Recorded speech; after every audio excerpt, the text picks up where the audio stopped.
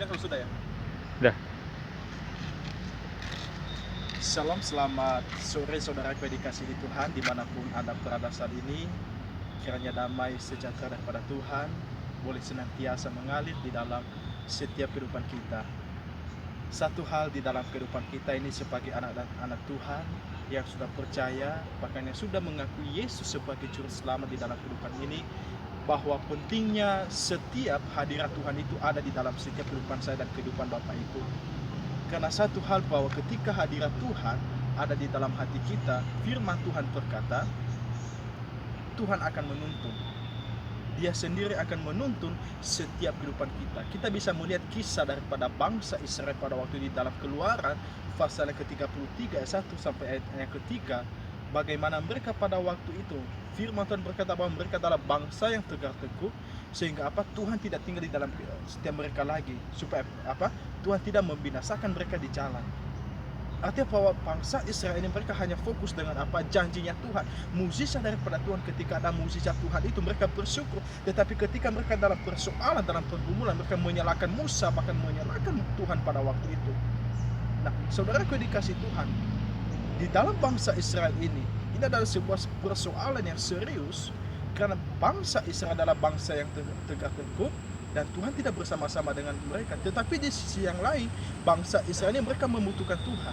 Artinya bahwa mereka tidak bisa hidup juga tanpa Tuhan di dalam kehidupan mereka. Sama juga di dalam kehidupan kita sebagai manusia. Kita yang sudah jatuh di dalam dosa, kita yang sudah menjadi musuh dan seteru daripada Tuhan, artinya bahwa Tuhan itu tidak bisa bersama-sama dengan kita. Makanya firman Tuhan berkata bahwa telah hilang kemuliaan Allah di dalam setiap kehidupan manusia, dan manusia itu tidak ada yang sempurna sama sekali. Nah, ini adalah sebuah kontradiksi yang serius pada waktu bahkan di dalam kehidupan kita. Tetapi satu hal yang kita harus perhatikan, bahwa kita juga tidak bisa hidup tanpa Tuhan, karena kita ini adalah manusia yang lemah, manusia yang terbatas.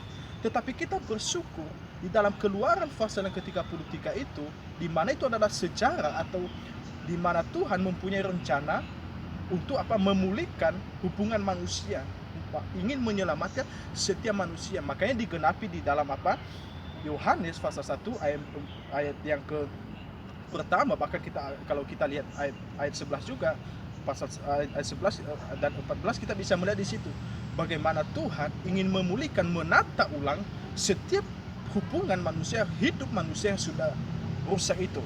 Jadi satu hal pertanyaan untuk kita semuanya pada siang hari ini, maukah engkau dan saya hidupmu ditata ulang oleh Tuhan? Karena kenapa? Ketika ada hadirat Tuhan di dalam kehidupan kita ini, maka kita dituntun oleh Tuhan. Karena kenapa? Buku C.S. Lewis mengatakan bahwa kegelisahan terbesar di dalam kehidupan manusia ketika tidak ada hadirat Tuhan di dalam kehidupannya. Saat siang hari ini renungkan di dalam kehidupanmu, sudah ada kehadiran Tuhan, sudah adakah Tuhan di dalam setiap kehidupanmu? Selamat siang, Tuhan Yesus memberkati. Shalom. Hah? Rekam saya. Saya